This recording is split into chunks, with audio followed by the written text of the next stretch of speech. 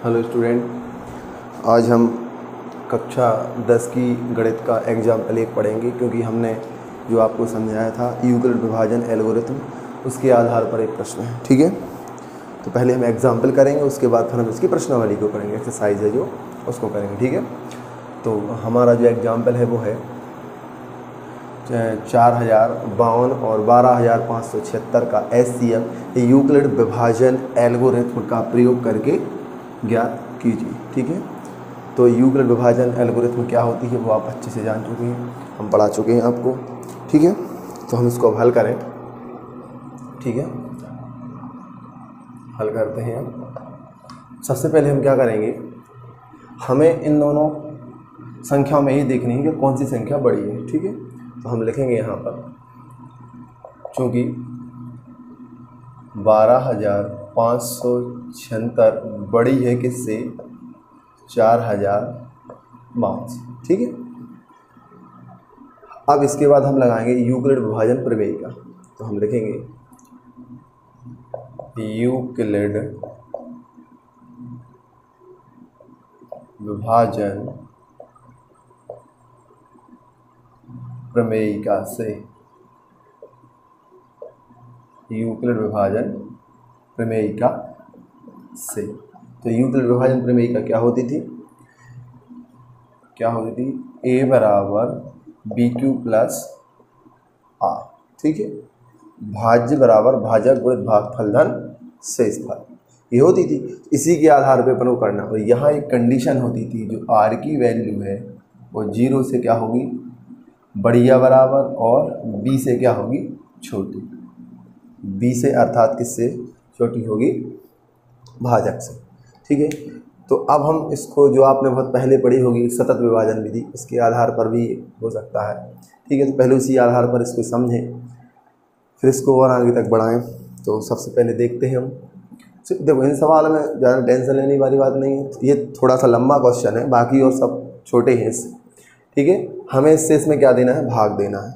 तो भाग देना सबको आता है, तो भाग देने की वही विधि है। देखते हैं, हम देखें 4052, ठीक है, से हम भाग देंगे 12576।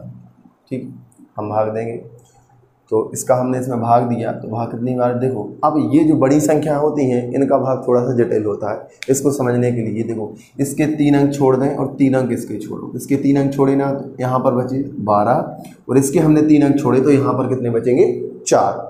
अब हम क्या करेंगे, 4 का दुनिया पढ़ेंगे, 12 से ज़्यादा नहीं होना चाहिए, तो 4 का पढ़ेंगे, 4 तिरी 12। तो कहने का मतलब सीधा भाग कितनी बार जाएगा, 3 बार।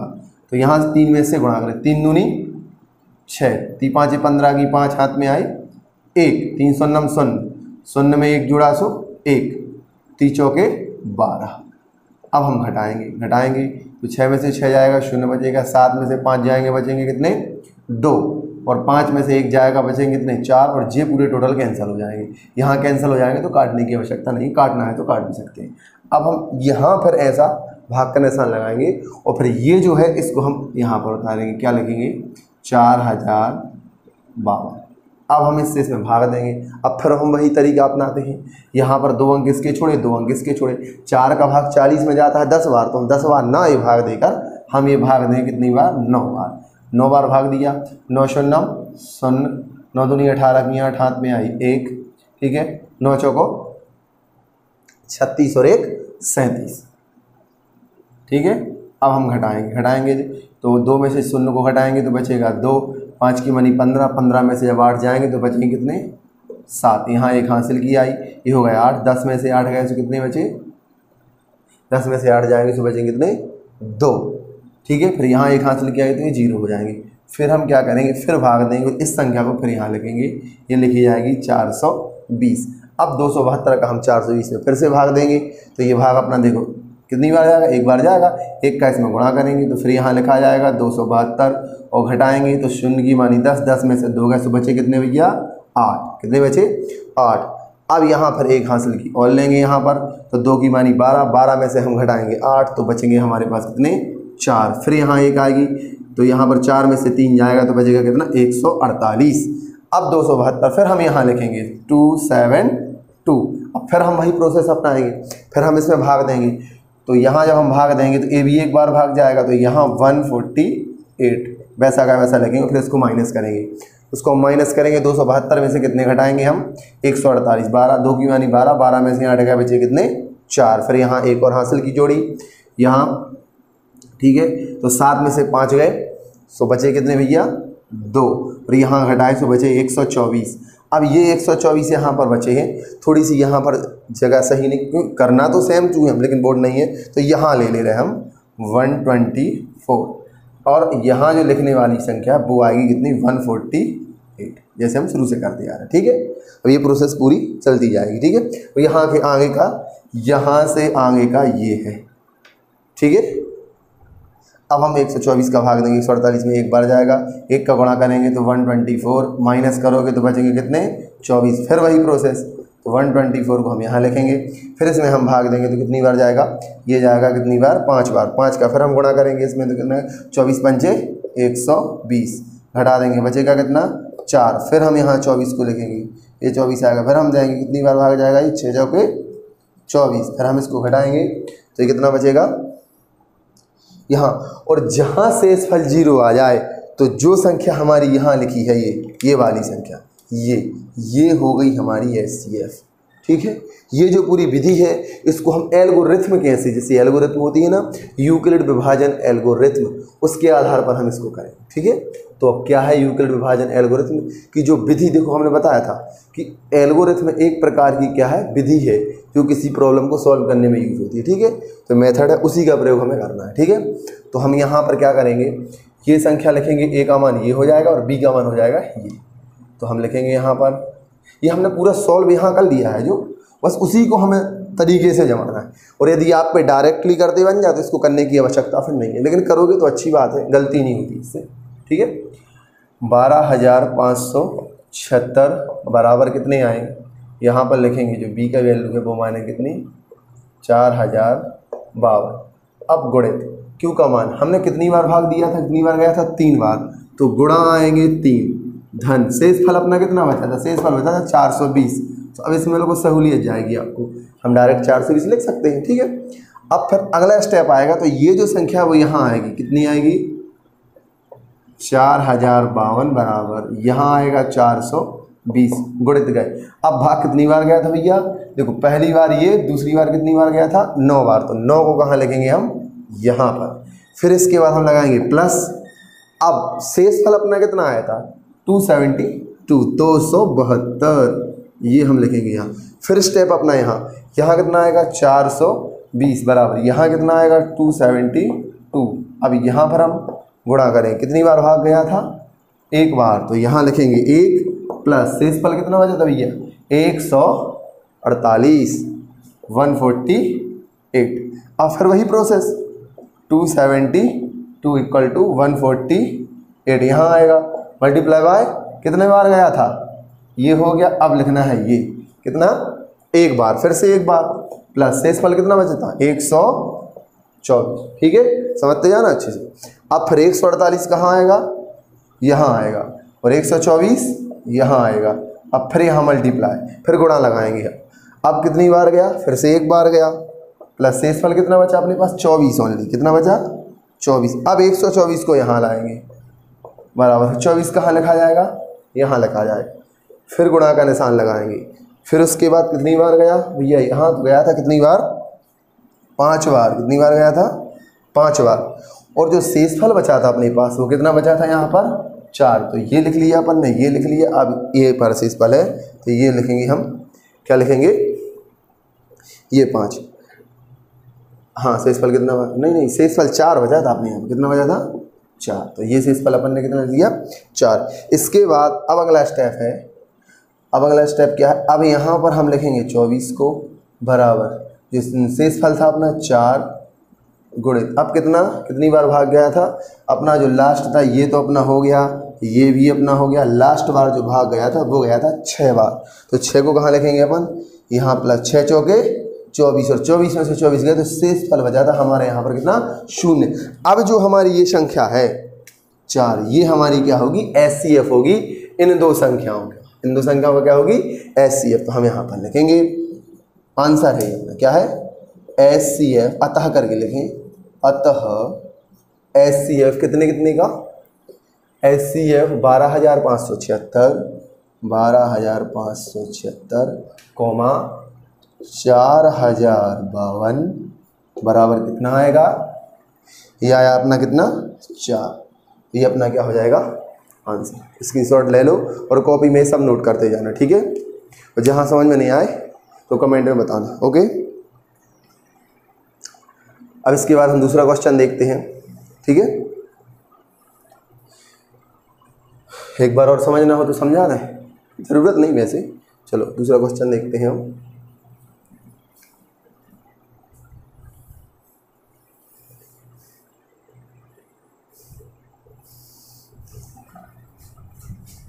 इसके बाद नेक्स्ट क्वेश्चन है सेकंड क्वेश्चन। सेकंड क्वेश्चन है हमारा, अब इसको साफ कर दे रहे हैं, ठीक है। एग्जाम्पल नंबर 2, ठीक है।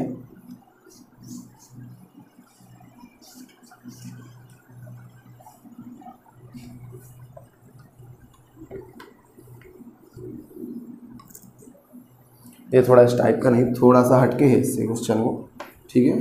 तो उसको देखें क्या है, क्वेश्चन क्या कहता है वो सुने, ठीक है। ये NCERT के पेज नंबर 7 पर है, ठीक है। क्वेश्चन क्या है, क्वेश्चन है क्वेश्चन है अपना कि दर्शाइए कि प्रत्येक धनात्मक समपूर्णांक। अच्छा, यहाँ पर एक बात को और थोड़ा सा सुने, यहाँ पर जो चर्चा हो रही है धनात्मक समपूर्णांक, धनात्मक समपूर्णांक और धनात्मक विषमपूर्णांक क्या होते हैं, इनको थोड़ा सा समझ लें। ये कहेंगे धनात्मक समपूर्णांक, ठीक है। और एक और कहा इन्होंने धनात्मक विषम पूर्णांक। हैंडराइटिंग के मत जाना, जल्दी जल्दी लिख रहे हैं, ठीक है। तो धनात्मक समपूर्णांक क्या है और धनात्मक विषम पूर्णांक क्या है, थोड़ा इसको समझें। देखो जो हमने धनात्मक सम, देखो धनात्मक सम पूर्णांक मतलब धनात्मक सम संख्याएं कौन कौन सी, 2, 4, 6, 8, 10 ऐसे ऐसे ये अनंत, ये धनात्मक समपूर्णांक हैं। और धनात्मक विषम पूर्णांक क्या है, 1, 3, 5, 7, 9, 11, 13 ऐसे अनंत। सीधी बात यह है धनात्मक समपूर्णांक वे होते हैं जो 2 से पूर्णतः विभाजित हों, वो धनात्मक समपूर्णांक हैं, ठीक है। और धनात्मक विषम पूर्णांक क्या है, जो 2 से पूर्णतः विभाजित ना हो, वो धनात्मक विषम पूर्णांक है। तो सम संख्या विषम संख्या होती थी ना, वही धनात्मक सम और विषम पूर्णांक है। इसी के आधार पर ये प्रश्न है, ठीक है। तो इनको नोट कर लो, ठीक है।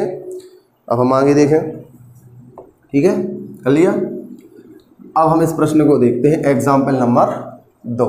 क्या है एग्जाम्पल नंबर 2, इसको हम लिख नहीं रहे, ठीक है, क्योंकि पढ़ के सुना दे रहे, अच्छे ध्यान से सुनना। बुक जब वीडियो देखो तो बुक को पास में रखा करो, ठीक है, क्योंकि सब क्वेश्चन बोर्ड पर लिखना पॉसिबल नहीं है।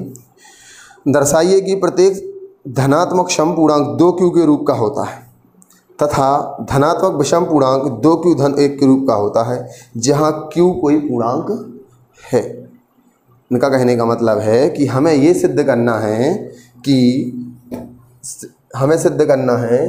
धनात्मक समपूर्णांक 2q के रूप का होता है और धनात्मक विषम पूर्णांक 2q धन 1 के रूप का होता है।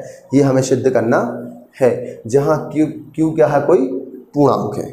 तो हम इसको कैसे सिद्ध करेंगे, देखें। सबसे पहले हमें इसको हम यूक्लिड विभाजन प्रमेय से ही हल करना पड़ेगा। तो सबसे पहले हम देखें, हम लिखेंगे माना ए कोई धनात्मक पूर्णांक है, माना ए कोई धनात्मक पूर्णांक है, ठीक है। तो प्रश्न में कहा गया है 2q, प्रश्न में क्या कहा गया है 2q। तो यहाँ पर हम मानेंगे, तो माना b बराबर, इसको भी मान ही रहे अपन, माना जो b का मान है वो कितना ले लेंगे हम 2। b का मान जब हम 2 लेते हैं और a का मान हम कितना ए हमने माना है। तो अब हम यहाँ पर इसको थोड़ा सा रफ में हम आपको बता दे रहे हैं कि जब हम b का मान 2 से a में भाग देंगे तो यहाँ भागफल की ओर शेष फल क्या बचेगा भैया, r बचेगा।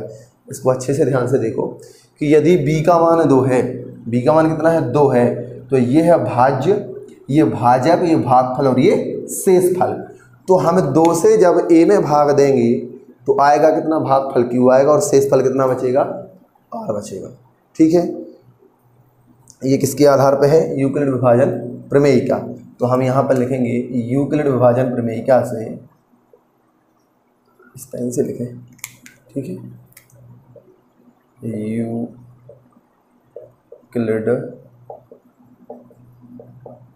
विभाजन प्रमेयिका से। यूक्लिड विभाजन प्रमेयिका होती है, क्या होती है, a बराबर बी क्यू प्लस आर, जहाँ कॉमा लगा के लिख दे रहे या फिर जहाँ लिख दे, जहाँ जो r की वैल्यू है वो 0 से या तो बड़ी होती है या बराबर और b से क्या होती है, हमेशा छोटी। यदि b के बराबर होगी तो भाग एक बार और नहीं चला जाएगा।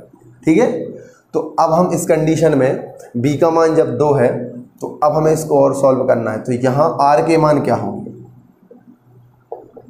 r के जो मान होंगे वो क्या होंगे, देखो r का मान कितना होना चाहिए, इससे क्या होना चाहिए, छोटा होना चाहिए। यहाँ पर अपने आप समझ में आ रहा है, इससे मतलब ये b का मान है, यहाँ यदि b को रखा जाए तो r का मान b से छोटा होना चाहिए। तो r का मान है जो b से छोटा, कौन कौन सा, एक तो है भैया 0, r के मान एक तो हो जाएगा 0 और एक हो जाएगा 1। अब 2 तो हो नहीं सकता, ये 2 b का मान है, तो r के 2 मान हो गए। अब r के जब 2 मान है तो इन 2 मानों को हम यहाँ रख के देखते हैं इसमें। ठीक है, तो हम लिखेंगे a के सभी संभव मान, a के सभी संभव मान। तो a के सभी संभव मान कौन कौन से होंगे, देखते हैं। a बराबर b का मान कितना है 2, बी क्यू प्लस r का मान कितना है 0, तो r का मान 0 रखो, कोई मतलब नहीं, प्लस 0, तो ये आ जाएगा कितना 2 क्यू। एक तो a का मान कितना आ गया 2 क्यू। दूसरा एवं a बराबर, अब रखना हमें r का मान 1, तो 2 क्यू प्लस, जहाँ r का मान कितना है, पहले रखा हमने 0, अब कितना रख दें 1, तो ये हो जाएगा 1। तो ये 2 मान है। अब ये कह रहे हैं कि हमें सिद्ध क्या करना है, हमें सिद्ध ये करना था कि सिद्ध कीजिए कि जो 2q है वो सम धनात्मक पूर्णांक है और 2q धन 1 क्या है, विषम धनात्मक पूर्णांक है। तो हम लिखेंगे, चूंकि इसी पेन से, हाँ लिखेंगे, चूंकि 2q एक सम धनात्मक पूर्णांक है, क्योंकि इसका गुणन खंड 2 है। इसमें 2 से भाग जा रहा है कि नहीं, ठीक है। और 2q धन 1 क्या है, एक, देखो ये क्या है, 2q एक सम धनात्मक पूर्णांक है क्योंकि इसका गुणनखंड कितना है 2 है। लेकिन 2q धन 1 एक सम धनात्मक पूर्णांक नहीं है क्योंकि यहाँ से 2 को कॉमन या उभयनिष्ठ नहीं लिया जा सकता, इसलिए क्या है, ये 2q धन 1 एक विषम धनात्मक पूर्णांक है, विषम धनात्मक पूर्णांक है। ठीक है, क्या है, विषम धनात्मक पूर्णांक है। अब हम लिख सकते हैं अतः करके, अतः 2q क्या लिखना है, जो प्रश्न था, प्रश्न क्या पूछ रहे हैं, दर्शाइए कि प्रत्येक धनात्मक समपूर्णांक 2q के रूप का होता है तथा प्रत्येक धनात्मक विषम पूर्णांक 2q के रूप का होता है। तो हम ये पूरी लाइन यहाँ से लिख लेंगे, अतः प्रत्येक धनात्मक समपूर्णांक, अतः प्रत्येक धनात्मक समपूर्णांक, प्रत्येक धनात्मक समपूर्णांक, प्रत्येक धनात्मक समपूर्णांक 2q के रूप का, 2q के रूप का तथा प्रत्येक धनात्मक विषम पूर्णांक, प्रत्येक धनात्मक विषम पूर्णांक, विषम पूर्णांक 2q धन 1 के रूप का होता है, रूप का होता है। ठीक, हेंस प्रूव्ड। ठीक है, यही हमें सिद्ध करना था। ओके, अब इसके बाद नेक्स्ट क्वेश्चन देखते हैं क्या है।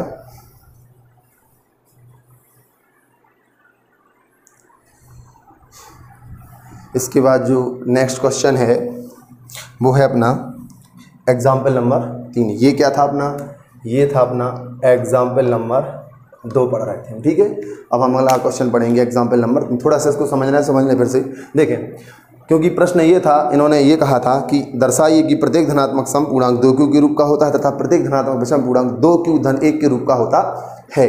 तो हमने क्या किया, सबसे पहले हमने कहा माना a कोई धनात्मक पूर्णांक है, तो a धनात्मक पूर्णांक है, अधिकतम इन्होंने कहा 2q, तो q क्या होता था अपना भागफल होता था, और यहाँ तो 2q कहा तो 2 किसका मान मानेंगे अपन, b का मान, तो b का मान हमने 2 माना। तो यूक्लिड विभाजन प्रमेयिका से a बराबर bq प्लस r, जहाँ r का मान क्या होता है, 0 के बराबर या 0 से बड़ा होना चाहिए। ठीक है, और b से क्या हो, r का मान छोटा होता है। ठीक है, ये बात पहले बता चुके हैं। तो r के जो मान होंगे 2 होंगे, क्योंकि b से छोटे सिर्फ 2 है, b का मान 2 है तो 0 और 1 2 मान हो जाएंगे। अब हमें कुछ नहीं करना है, हमें यहाँ पर a का मान a की जगह पर a है, जहाँ b है उसका मान हम 2 पहले मान चुके हैं, और q का मान q है, जहाँ धन है तो धन लगाया, और r का मान कितना है, पहले नंबर हमने लिया 0, तो 0 का कोई मतलब नहीं, तो a का मान कितना आएगा 2q, और फिर हम a का मान लेंगे। अब हम लेंगे हम जो अपना r है उसका मान लेंगे 1। ठीक है, तो हम लिखेंगे a बराबर 2q प्लस 1, पहले यहाँ पर 0 रखा था, फिर रखेंगे 1, तो 2 मान प्राप्त हुए हमें। कौन कौन से, a का मान 1 प्राप्त हुआ हमें 2q, और दूसरा प्राप्त हुआ हमें 2q प्लस 1। अब हमने क्या किया, चूंकि 2q एक समधनात्मक पूर्णांक है, क्योंकि इसका गुणनखंड कितना है 2 है, हम बिल्कुल जानते हैं, 2 से इसमें भाग देंगे तो 2 एकम 2 कट जाएगा। ठीक है, फिर हमने क्या कहा कि 2q धन 1 विषम धनात्मक पूर्णांक है, क्योंकि क्या है विषम धनात्मक पूर्णांक है, क्योंकि इसका गुणनखंड 2 नहीं है, इसमें 2 का भाग नहीं आता, यहाँ पर लिख सकते हैं। ठीक है, कोष्टक में लिख लेना क्योंकि करके, क्योंकि इसका गुणनखंड 2 नहीं है। ठीक है, तो अतः करके हम लिख देंगे, अतः प्रत्येक धनात्मक सम पूर्णांक 2q के रूप का होता है, यहाँ पर के लिखना था शायद, 2q के रूप का तथा प्रत्येक धनात्मक विषम पूर्णांक 2q धन 1 के रूप का होता है। और यहाँ लिख दो हेंस प्रूव्ड। आप ऐसा करके आएंगे आपको पूरे नंबर मिलेंगे। ठीक है, यही सबसे अच्छा तरीका है, सबसे अच्छी मेथड है। ठीक है, अब हम दूसरा प्रश्न देखते हैं इसका। ओके, बिल्कुल सेम टू सेम इसी प्रकार से प्रश्न है, उसमें हम ज़्यादा कुछ फेरबदल नहीं कर रहे हैं, हम इसी का इसी में फिट कर रहे हैं उसको। ठीक है, देखो क्या करेंगे हम इसमें, दर्शाइए कि एक धनात्मक विषम पूर्णांक, ठीक है, एक धनात्मक विषम पूर्णांक 4q धन 1 या 4q धन 3 के रूप का होता है, जहां q एक पूर्णांक है। एग्जाम्पल नंबर कौन सा कर रहे हैं अब हम, 3। अभी हमने किया था एग्जाम्पल नंबर 2, अब हम कर रहे हैं example number 3। Okay, example number 3 इसके यहाँ कर रहे हैं। तो यहाँ पर हमें थोड़ा सा परिवर्तन करने की आवश्यकता है, ज़्यादा परिवर्तन करने की आवश्यकता नहीं है। हम यहाँ पर क्या करेंगे, दर्शाइए कि एक धनात्मक विषम पूर्णांक 4q धन 1 या 4q धन 3 के रूप का होता है, जहाँ q क्या है, एक पूर्णांक है। तो यहाँ पर हमें जो हमने माना है, यहाँ पर माना a कोई धनात्मक पूर्णांक की जगह पर विषम धनात्मक पूर्णांक, बस इतना बार परिवर्तन करना है। a क्या लिखना है, a कोई विषम धनात्मक पूर्णांक है बस। अब यहाँ मैक्सिमम वहाँ 2 था तो यहाँ b का मान कितना हो जाएगा 4 हो जाएगा। यूक्लिड विभाजन प्रमेयिका से a बराबर b क्यू और ये पूरी कंडीशन वैसे की वैसी रहेगी। r के जो मान होंगे, अब यहाँ थोड़ा सा परिवर्तन है, भाग हम यहाँ पर कितने से देंगे, हम देंगे 4 से। कितने से देंगे बेटा 4 से। अब हम क्या करेंगे, r के जो मान हैं 1 0 1 2 3 4 तो होगा नहीं, तो ये 4 मान होंगे r के, ठीक है, क्योंकि 4 से क्या होने चाहिए, छोटे होने चाहिए। तो a के संभव मान कौन कौन से होंगे भाई, a के संभव मान क्या होगा, एक तो ये बिल्कुल कंफर्म है, दूसरा ये बिल्कुल कंफर्म है a का मान, और तीसरा a का मान क्या होगा, a बराबर तीसरा a का मान होगा वो क्या होगा, a बराबर, यहाँ थोड़ा सा 1 मिनट रुकें, इसको हम साफ ही कर दे रहे हैं, ऐसा यहाँ से अपन a के मान निकालेंगे, ठीक है। तो a के संभव मान क्या होंगे, a बराबर पहला तो हो गया 4 क्यू, अब शून्य रखेंगे r का मान तो कोई मतलब नहीं, एक मान ये हो गया a का, और दूसरा क्या होगा 4 क्यू धन 1, तीसरा क्या होगा 4 क्यू धन 2, चौथा क्या होगा 4 क्यू धन 3, ये मान होंगे, ठीक है। तो अब यहाँ पर इसमें भी थोड़ा सा परिवर्तन हम अब इसको हम साफ कर दे रहे हैं, पूरा अलग तरीके से लिखेंगे, ठीक है, देखते हैं। ये ठीक है। अब यहाँ पर थोड़ा सा आपको देखना है, ये वाला और ये वाला, देखो 4 क्यू और 4 क्यू धन 2, ये गुणनखंड काय के हैं भैया, ये गुणनखंड है 2 के। हम लिखेंगे यहाँ पर अलग से कि यहाँ से लिखना प्रारंभ कर रहे हैं, 4 क्यू कोमा 4 क्यू धन 2, ठीक है, सम धनात्मक पूर्णांक हैं क्योंकि इनका गुणनखंड 2 है। भाग देंगे इसमें तो 2 से भाग जाए, यहाँ से 2 कॉमन निकाल लेंगे अपन, तो 2 से भाग जाएगा, ठीक है। अब यहाँ इनको देखो, इसको देखो और इसको देखो, इनके गुणनखंड क्या 2 है, नहीं है। हम लिखेंगे चूंकि 4 क्यू धन 1 एवं 4 क्यू धन 3, 4 क्यू धन 3 क्या है, विषम धनात्मक पूर्णांक है। क्या है बेटा, विषम धनात्मक पूर्णांक हैं। क्यों है, क्योंकि इनका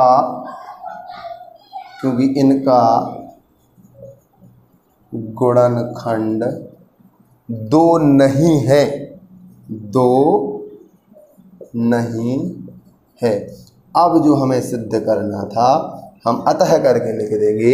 अतः क्या पूछा था, अतः हम लिखेंगे धनात्मक विषम पूर्णांक 4 क्यू धन 1 या 4 क्यू धन 3 के रूप का होता है। अतः विषम धनात्मक पूर्णांक 4 क्यू धन 1 या 4 क्यू धन 3 के रूप का होता है। ठीक, इति सिद्धम, यही सिद्ध करना था। ठीक है, अब बाकी ये थोड़ा वीडियो लंबा हो रहा है, ठीक है, लेकिन कॉपी पेन लेके रखें और बिल्कुल सरल प्रश्न है। इन प्रश्नों में इस परीक्षा में प्रश्न आते हैं, ठीक है, पिछली वर्ष भी आए थे, तो आने की उम्मीद है। स्क्रीनशॉट ले लें बढ़िया तरीके से और कॉपी में नोट कर लें। ओके।